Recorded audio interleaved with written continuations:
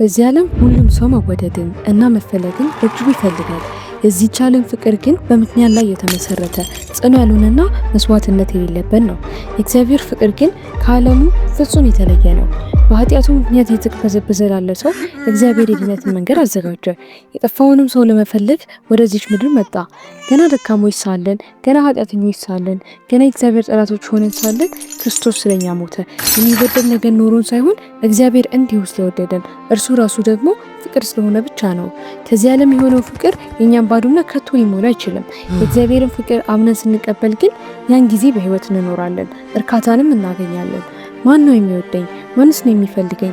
ለሚለው ነፍሳችን ጥያቄ አንድና ብቸኛ መልስ የእግዚአብሔር ፍቅር ነው። ኑ ወደዚህ ፍቅር፣ ጥማችሁ ወደሚረካበት፣ ራባችሁ ወደሚጠግቡበት፣ የህይወትንም ትርጉም ወደምታገኙበት። እግዚአብሔር እንዲሁ ወዷችኋልና እናንተም ይህን ፍቅር በነጻ ተቀበሉ።